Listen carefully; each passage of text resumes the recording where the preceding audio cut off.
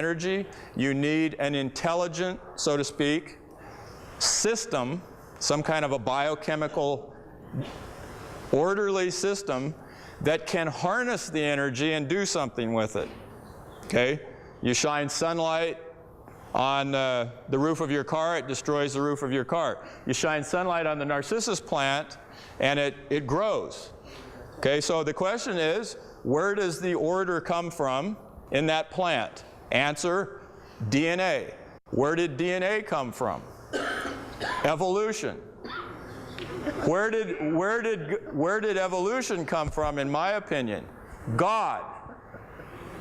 God designed this self-assembling system. So behold the glory of God in that narcissus plant. Okay. Okay, what he gave are clear examples that the second law of thermodynamics does indeed hold, because that narcissus plant did not grow without the DNA telling it what to do. It took in an enormous amount of energy, not only from the sun, but also from the water and from the soil. So everything does tend toward disorder, is the most commonly way of stating the second law of thermodynamics. All the examples he gave, like the snowflake coming from disordered water, is an example, is the opposite of an example of what he wants to use. Because what happened there, the snowflake was forming because of the design of the water molecule. Water molecules are designed with a 105-degree angle between the hydrogens as it attaches to the oxygen molecule. It vibrates around some, but as it loses energy, it starts to lock into a system because of the design of the molecule. Anybody that studied mineralogy will tell you minerals cleave based upon the design of the atom. Okay, sodium, for instance, cleaves into perfect cubes. Sodium chloride does, salt, because of the design of how the sodium and chlorine go together. And molecules cleave with all sorts of different cleavage because of the types of design in the molecule. So this is another, it was a classic example for what you're saying, that the creationists are right. Things don't tend toward order. Adding energy certainly doesn't bring order. And to say that the plant can go from disorder to order, and that's an example of a violation of the second law of thermodynamics, is ludicrous. When he was asking the question, order cannot arise from disorder, do you agree with that statement? I was shaking my head, because I knew that's a trick question. He's probably used this on thousands of students through his class. And it's a trick question, and the student goes away baffled like, wow, I guess I was wrong. The question is, can order arise from disorder without an intelligence behind it? He demonstrated it requires an intelligence behind it, but he's not going to tell that to the students. It required an intelligence. It required a design in the molecule of the water or a design in the DNA.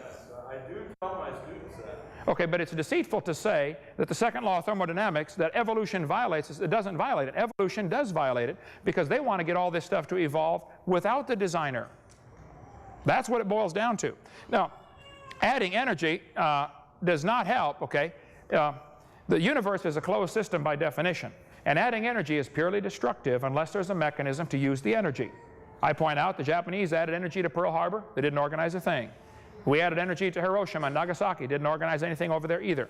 So the second law of thermodynamics, evolution does violate the known second law of thermodynamics, and I think it's deceitful to say that it doesn't with the examples that he gave, because that's a clear example for creation, not for evolution.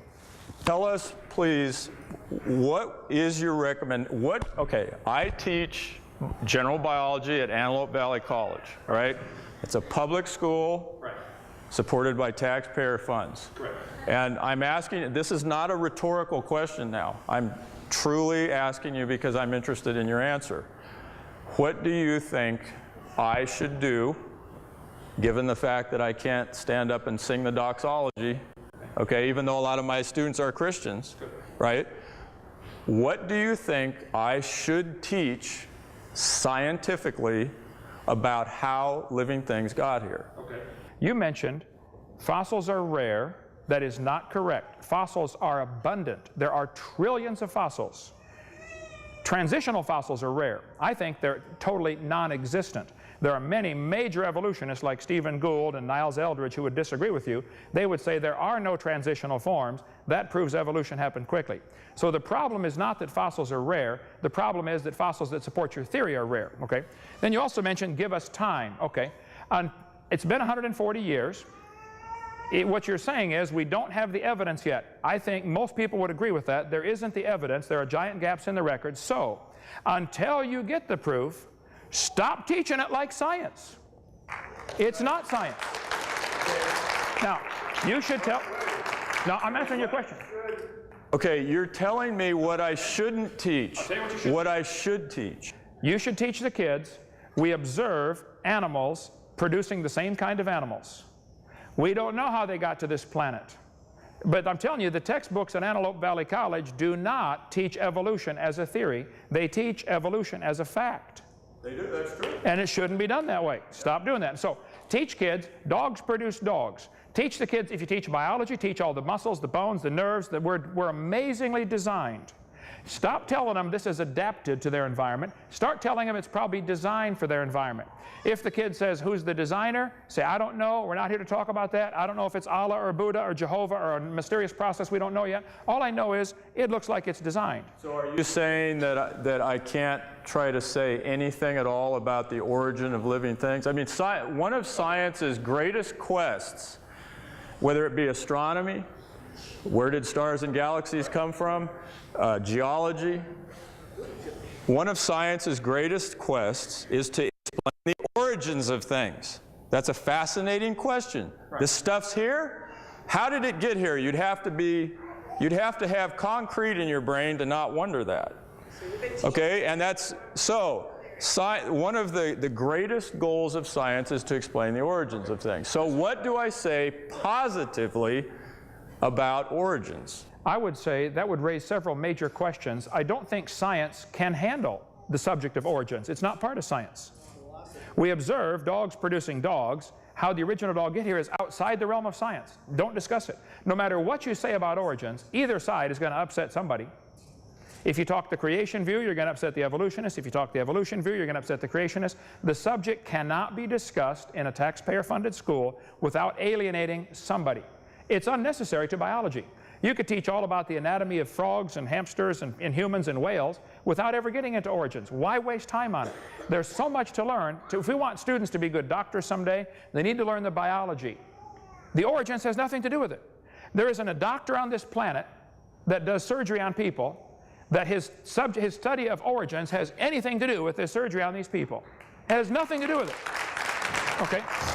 So it raises a much bigger question of should we even have public schools, because they are getting into the origin subject. Maybe everybody should just go to privately funded schools. The Muslims can teach what they believe, the Catholics can teach what they believe, the Baptists teach what they believe, and then strict competition. The better doctors would win out the jobs. It wouldn't matter. I'm telling you, the subject of evolution is unnecessary. It's counterproductive. It's a waste of time, and it's not science. Why is it included?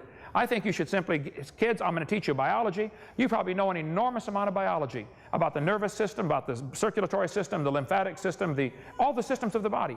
Teach it.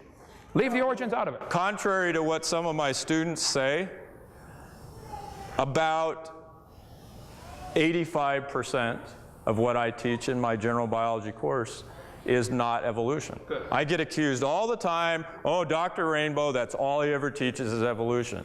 That is complete poppycock. You look at my syllabus, I'm teaching them about DNA and RNA and proteins, and that's good. So I do. You asked what I thought you should do. I would leave out the other 15% then and make 100% biology. Just teach biology.